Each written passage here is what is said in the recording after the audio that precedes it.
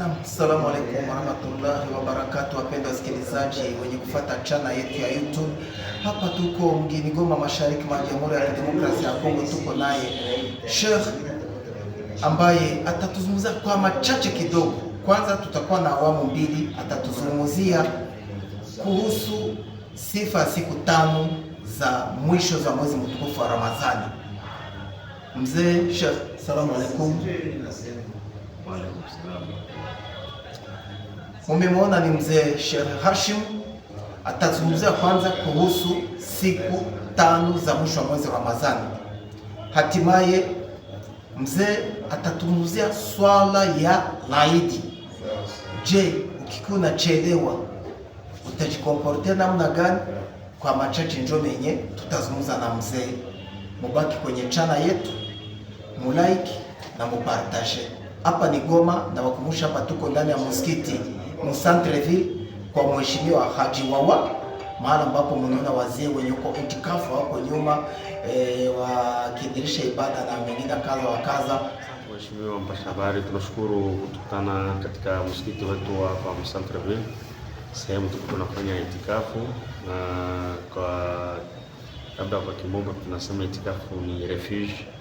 Tunatoka manyumbani tunakuja kumlilia Mwenyezi Mungu Subhanahu wa Ta'ala katika misikiti, kama vile ilikuwa ni ada ya Mtume Muhammad sallallahu alaihi wasallam.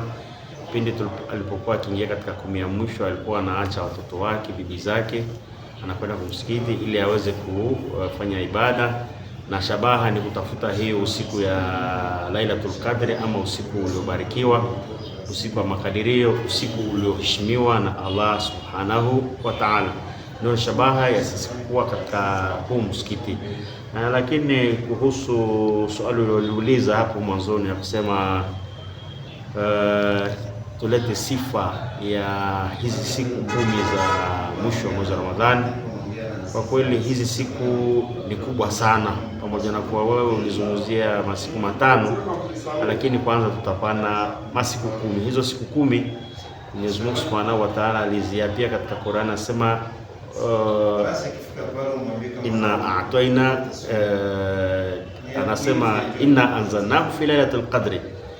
Kwa hakika Qur'an tukufu iliteremshwa katika usiku wa Lailatul Qadri, na hiyo usiku wa Lailatul Qadri ni usiku ambaye kwamba Mtume sallallahu alaihi wasallam akatuambia ni usiku ambaye kwamba iko impair.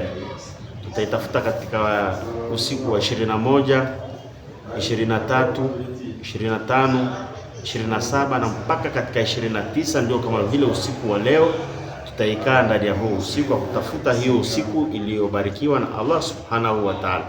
Na faida hiyo usiku, Mwenyezi Mungu Mtume sallallahu anatuambia, nasema atakayepata bahati ya kuingia katika hiyo usiku, Mwenyezi Mungu Subhanahu wa Ta'ala anazungumzia katika Qur'an, anasema khairun min alfi shahri. Hiyo usiku moja ina faida kuzidia miaka 83 kama sikukosea hesabu. Kwa hiyo ukipata hiyo baraka ya hiyo siku moja, unapata faida ya miaka 83. Hiyo ndio faida ambayo kwamba yu katika hiyo mwezi ama katika hiyo siku ya Lailatul Qadri. Ima kuhusu mausiku ambazo kwamba zinatukuka mbele Allah Subhanahu wa Ta'ala, ziko ni mausiku matano. Ni mausiku matano ambayo kwamba hizo mausiku hazikutanani na mausiku nyingine. Siku ya kwanza ni usiku kama vile usiku ya leo ambaye kwamba tutaamkia kesho kutwa yake kwenda kwenye uwanja wa Laidi. Ni usiku wa kwenda kwenye Laidi Fitri kama hii ambaye kwamba tunaandaa, na usiku wa pili ni usiku ya kuamkia kwenda katika Eid al-Adha, Eid ya kuchinja ambaye kwamba Nabii Ibrahim alayhi salam, ambayo haijakaribia bado, tungali na masiku, alitaka kumtolea mtoto wake Ismail alayhi salam. Na usiku wa tatu ni usiku wa Ijumaa. Usiku wa Ijumaa pia ni usiku mtukufu sana. Na usiku wa 4 ni usiku sasa wenyewe wa Lailatul Qadri. Usiku wa Lailatul Qadri pia ni miongoni mwa usiku ziliotukuka. Na usiku wa mwisho ni usiku wa nisfu Shaaban. Hiyo usiku wa nisfu Shaaban pia unaingia katika usiku ambazo kwamba zinatukuka mbele ya Allah Subhanahu wa Ta'ala. Hizo ndio zilikuwa masala zako mbili ambao kwamba ulizungumzia mwanzoni hapa, ima kuhusu swala la mwisho ni kuhusu swala ya Eid. Naam. Naam. Swala ya Eid, alhamdulillah la ilma lana illa ma 'allamtana. Mwenyezi Mungu hatuna elimu isipokuwa elimu aliyotujalia tuwe nayo.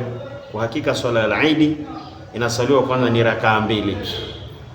Rakaa hizo mbili zinakuwa na kablia yake ni ya matakbirati. Takbira ya kwanza wanaita ni takbiratul ihram. Baada hiyo takbiratul ihram kuna kuja takbira 6 kwa hiyo rakaa ya kwanza. Imamu atasoma hizo takbira 7 kwa jumla, kisha anafuatisha suratul Fatiha. Baada ya suratul Fatiha analeta sura nyingine, wanakwenda takbira ya pili. Ama rakaa ya pili imamu atafanya takbira 5, anasoma suratul Fatiha na ya kufuatilia, inakuwa inamalizika. Hasa swali linakuja, mtu ambaye kwamba mfano alichelewa. Naam. Mtu anakuja balisha imamu wa hiyo siku amemaliza ibada ya Eid na watu walikuja ni wengi. Uislamu Goma tuko wengi, Stade de l'Unité ni ya kidogo, na kuko mwenye anaweza kutokuchelewa na iko uwanjani, huenda uwanja kiwa kidogo, itakuwa kivipi? Asante. Mtu kwanza hautochelewa na uko kwenye uwanja. Kwa kuchelewa na uko kwenye uwanja, labda ni wewe mwenyewe hukutaka kuswali, lakini ikiwa kama uko uwanjani utaswali, hata barabarani utaswali, hata pembeni utaswali, lakini utaswali. Ni kama vile hapa kwetu kwenye Stade de l'Unité, mle ndani ya stade watu watajamu na swali, hata hapo nje watu wataswali. Swali ni kuhusu yule ambaye kwamba anachelewa. Naam. Anakutana imamu alishakutoa salamu ya kwanza na salamu ya pili, ule anakuwa anapoteza swala ya jamaa. Hasa inaulizwa ataswali vipi, na walichelewa ni wengi sana, au karibia 100, 200, wataswali vipi? Kwa hakika wenye vitabu wanatuambia hakuna swala mbili kwenye uwanja umoja wa Eid. Wale waliochelewa watajiswalisha kila mtu na namna yake. Hakuna tena jamaa ya pili kwenye uwanja wa Eid kama vile kidogo mara nyingi inakuwa inafanyika. Imamu akimaliza swala la Eid inabidi tena waswalishe swala nyingine. Hii inakuwa haikatika taratibu ya Uislamu. Taratibu ikiwa kama unachelewa utaswali peke yako, na ndio kama vile sisi katika misikiti zetu tunakuwa tunafundisha Waislamu jinsi gani wewe mwenyewe unaweza ukajisalisha, lakini kujisalisha wewe mwenyewe utafata hiyo taratibu ambaye kwamba aliyoifanya imamu wakati anaswalisha swala ya jamaa. Utafanya takbira 7 katika raka ya kwanza na takbira na raka ya pili utafanya takbira 5. Swali lingine linanijia mheshimiwa Sheikh, ikiwa mfano huenda hii Eid ifike na ni siku ya Ijumaa, je, namna gani hiyo Ijumaa itakuwa na uzito wa Ijumaa ama siku ya Eid itameza hiyo siku ya Ijumaa? Asante. Hapo kuna tofauti ya waulama.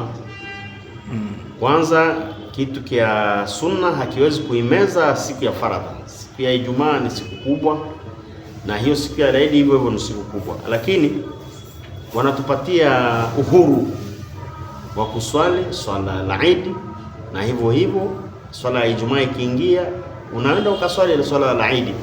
Lakini wa ulama wengine wanakuambia ukisha swali swala ya Eid ni khiari yako, ukitaka kuswali salatul Ijumaa utaswali, ukitaka hautoswali. Hiyo pia iko katika vitabu. Sasa kitu ambacho kama ni ikhtilafu ama tofauti ya ulama, kama huyu ulama hajakataza kabisa, anasema hakuna swala la Eid, hakuna swala ya Ijumaa, wenyewe wanakwenda katika swala ya Ijumaa, tunawaachia hiyo huru, wanakwenda kusali salatul Ijumaa. Ikiwa Muislamu anapenda chuma swahabu zaidi kati ya salati Eid yenye nafika ni siku ya Ijumaa na Ijumaa, ya wapi ina uzito kuliko nyingine? Hakuna ina uzito kuzidia nyingine, maana hazikutanane katika muda mmoja. Swala ya Eid ni ya asubuhi, swala ya Ijumaa ni ya zile mida za madhuhuri.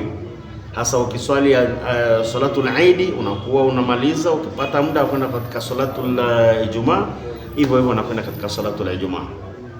Na Sheikh, nakumbusha watu leo tuko le 18 Mars 2026, tuko Goma, hapa ni ndani ya Mosquite Centreville kwa Mheshimiwa Haji Wawa. Asante kwa mazungumzo Sheikh. Sisi tunawashukuru zaidi.